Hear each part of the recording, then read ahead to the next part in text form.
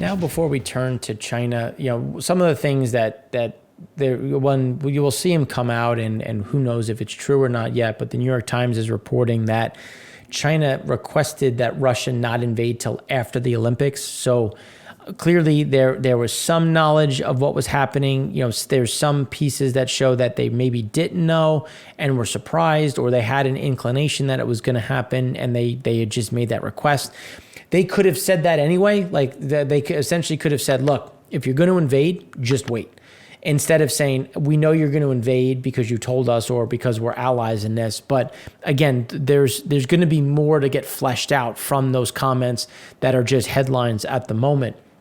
So now looking at some of the Chinese data, which I think is going to become an underlying problem as we go forward, is when you look at the composite PMI, last month was 51, came in at 51.2, still kind of bumping along that bottom. Manufacturing PMI was thought to be 49.8, came in at 50.2, just over, again, that expansionary territory. Non-manufacturing, which was the big positive here, was expected at 50.7, came in at 51.6. And then the Caxton manufacturing was expected at 49.1, came in at 50.4.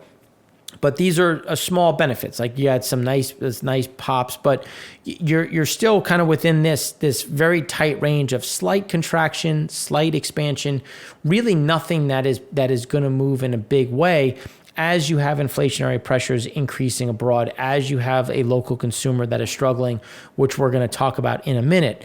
So when you look at what is happening for Xi and what is kind of preparing for the November meeting, when you look at what Xi really wanted to do was he prioritized restoring faith in Marxism throughout the party. So when you start looking at some of these failings, it's all about, trust the party. And here's one of the pieces. Ideals and convictions are the foundation of building the party, as well as the foundation for party members and cadres to secure their place in life. So again, party officials should have a clean circle of social interactions and friends, live a healthy and simple life, and discipline their relatives. So that's its own thing.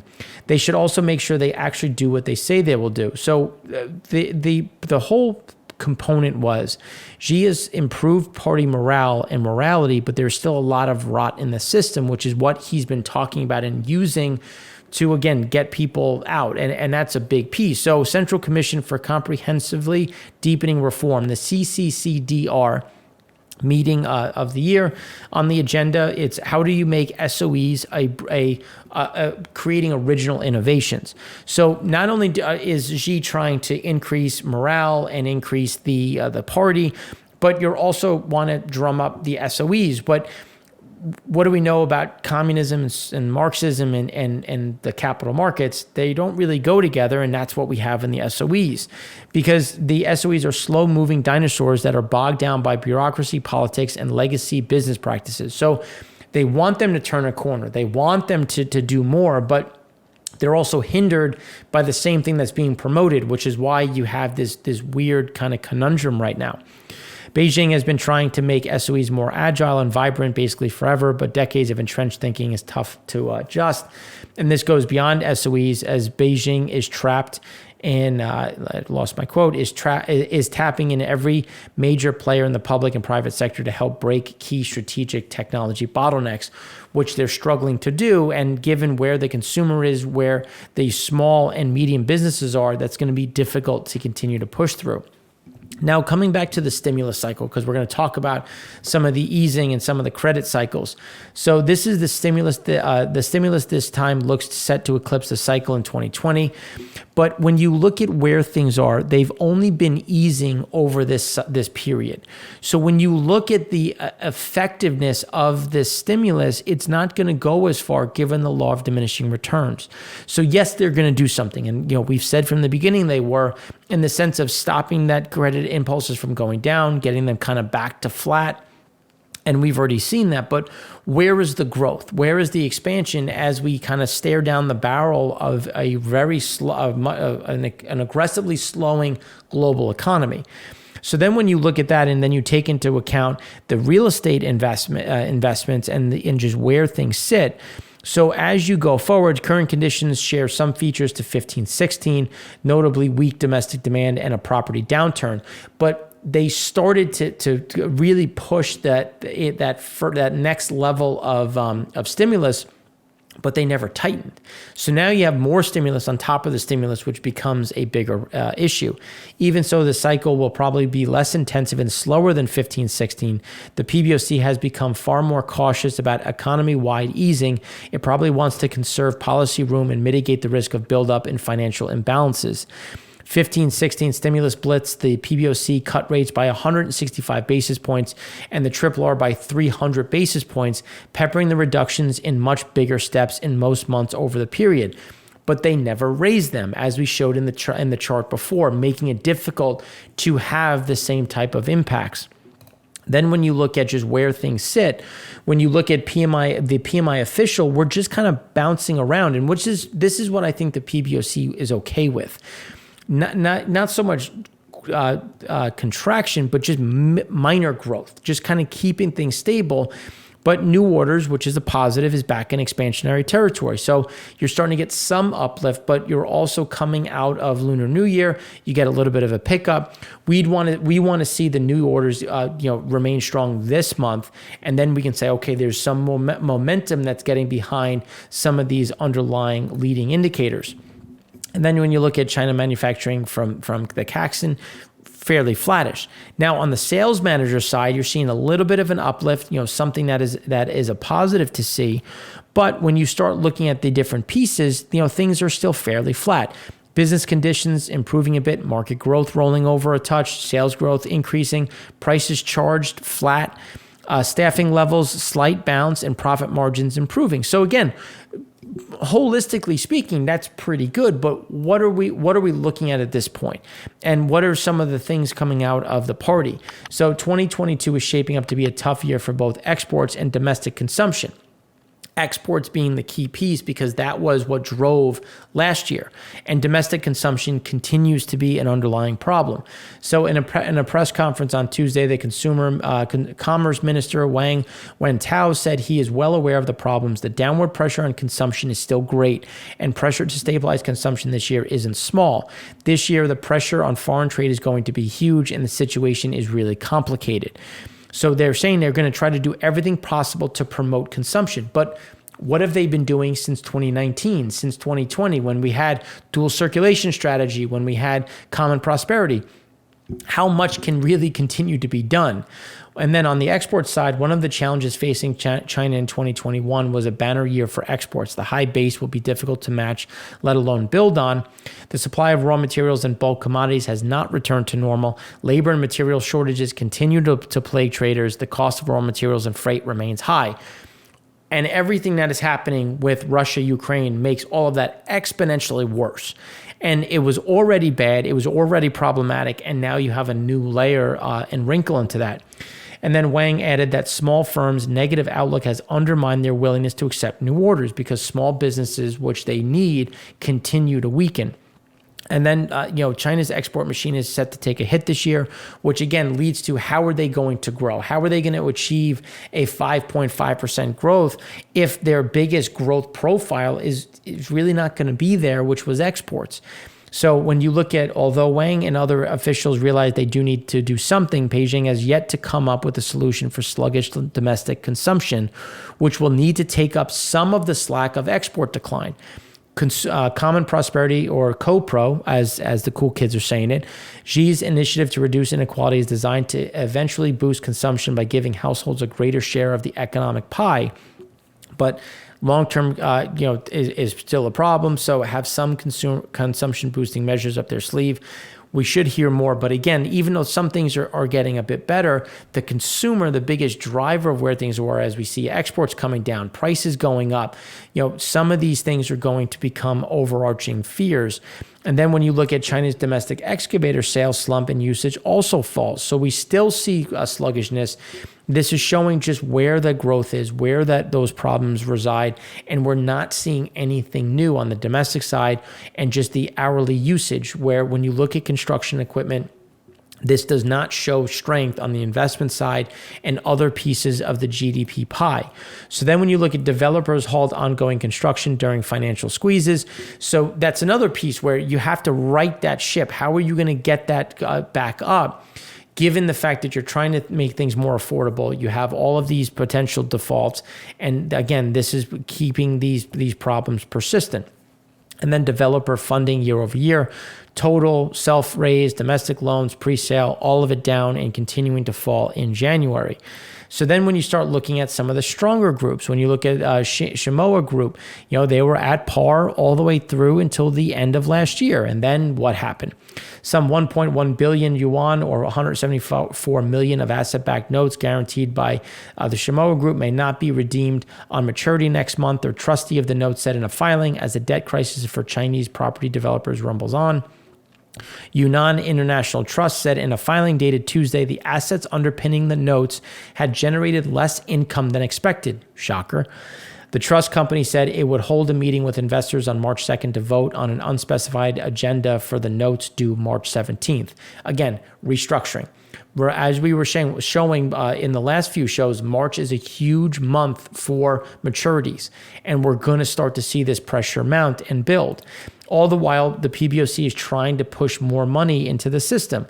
But when you start looking at what are some of the underlying issues and what are some of the problems that they continue to talk about. So when you look at practically officials want to prevent hospital overruns. So when you look at where things are going, how things are shaping up.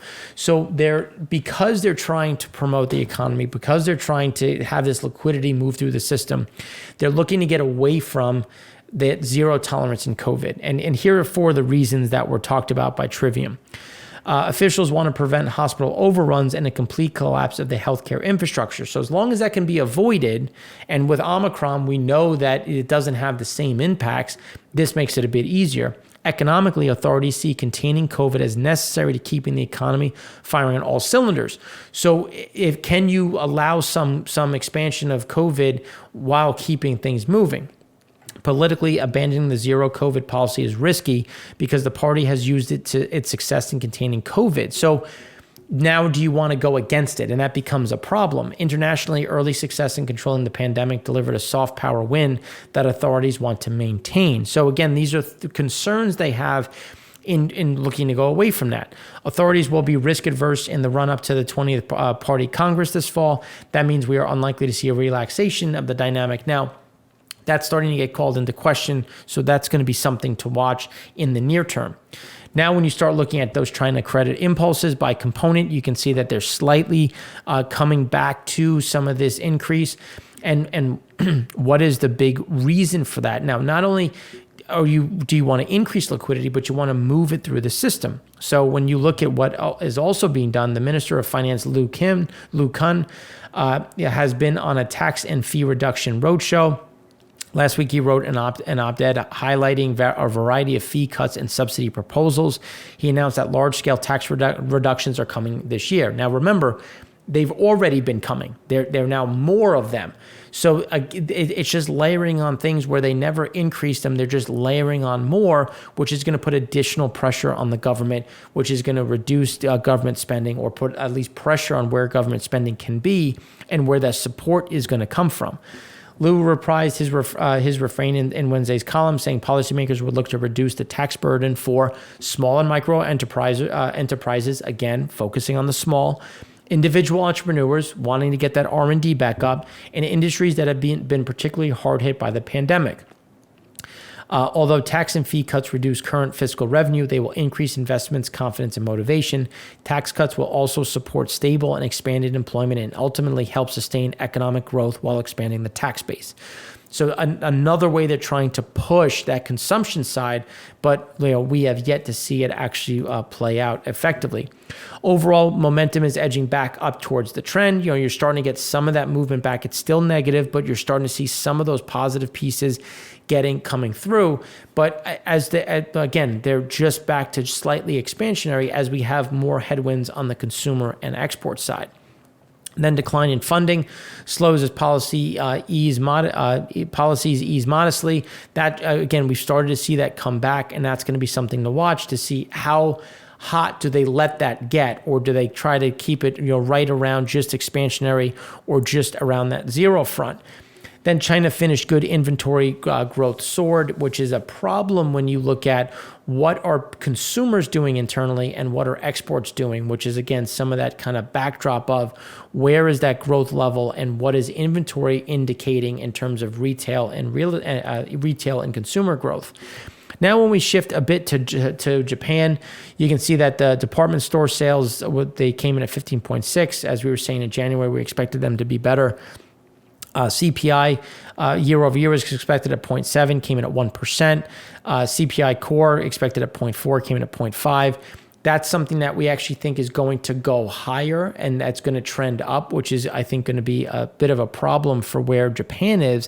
Leading indicators right in line. The retail sales pretty much right in line.